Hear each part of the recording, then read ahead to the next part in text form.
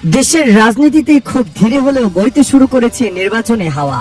সবগুলো রাজনৈতিক দলই চিন্তা ভাবনা করছে সকল আসনে সবচেয়ে যোগ্য প্রার্থী দেওয়ার, আর এতে পিছিয়ে নেই বাংলাদেশ জামায়াতে ইসলামীও।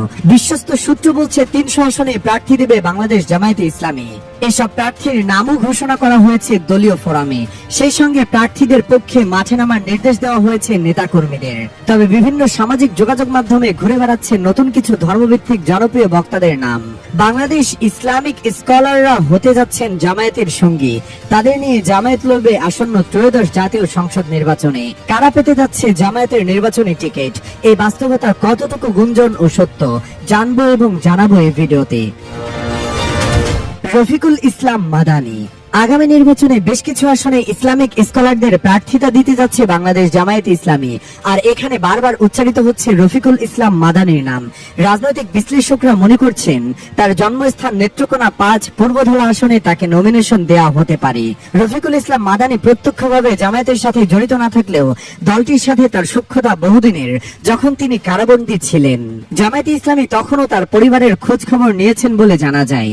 আমির হামজা ইসলামিক স্কলারদের প্রার্থিতা দিতে কিছু আসনে দ্বিতীয়বার ভাবতে হচ্ছে জামায়াতে ইসলামীর। কুষ্টিয়ার 3টি আসনে পরীক্ষিত জামায়াত নেতা অধ্যাপক ফরহাদ হোসেনকে বাদ দিয়ে জনপ্রিয় বক্তা মুফতি আমির হামজাকে মনোনয়ন দেওয়ার সিদ্ধান্ত নেওয়া হয়েছে। গত 25শে মে কুষ্টিয়ার আব্দুল ওয়াহিদ অডিটোরিয়ামে আনুষ্ঠানিকভাবে তাকে প্রার্থী ঘোষণা করে দলটি। জামায়াতের কেন্দ্রীয় কমিটির প্রত্যাশা, মানুষের দ্বারে দ্বারে গিয়ে তাদের কথা শুনে কাজ করতে পারবেন আন্তর্জাতিক খ্যাতি সম্পন্ন এই বক্তা শায়েখ আহমদুল্লাহ।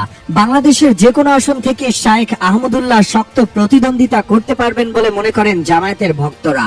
সেই হিসাবে তার জন্মস্থান লক্ষ্মীপুর অথবা নারায়ণগঞ্জের কোন একটি আসন থেকে তাকে নমিনেশন দেওয়া হতে পারে বলে মনে করছেন বিশ্লেষকরা।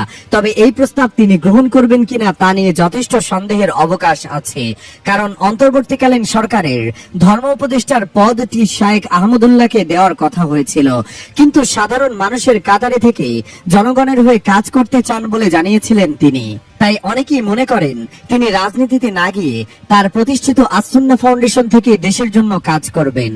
মিজানুর রহমান আজহারি শায়েখ আহমদুল্লাহর মতো একই মতাদর্শে বিশ্বাসী মিজানুর রহমান আজহারি তিনি রাজনীতিতে আসছেন কিনা তা নিয়ে তুমুল আলোচনা চলছে সামাজিক যোগাযোগ মাধ্যমে, কারণ মাওলানা দেলোয়ার হোসেন সাঈদীর প্রতি তার অগাধ শ্রদ্ধা এবং আনুগত্য প্রকাশ পায় বিভিন্ন বক্তৃতায়।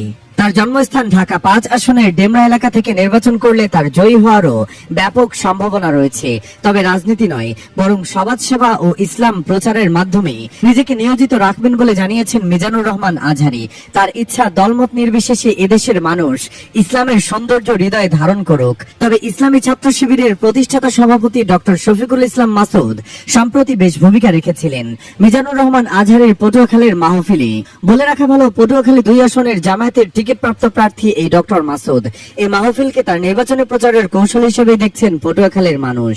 আগামী নির্বাচনে গতানুগতিক দলীয় প্রার্থী থেকে বেরিয়ে নতুন প্রজন্মের মানুষদের সুযোগ করে দিতে চাইছে বাংলাদেশ জামায়াতে ইসলামী। ফলে দেশ বরেণ্য বিভিন্ন বক্তা ও ইসলামিক স্কলাররা আসছেন জামায়াতের প্রার্থী হয়ে। এ ঘটনাকে ইতিবাচক হিসেবে দেখছেন রাজনৈতিক বিশ্লেষকরা। তবে বিশেষজ্ঞদের মতে বাংলাদেশের ইসলামী দলগুলোর এক হয়ে একটি বৃহৎ জোট গঠন করে কাজ করা উচিত। এই জোটে যদি দেশবরেণ্য ইসলামী চিন্তাবিদরা এগিয়ে আসেন, বাংলাদেশ ইসলামিক জোট অপ্রতিরোধ্য হয়ে উঠবে যে কোনো আসনেই।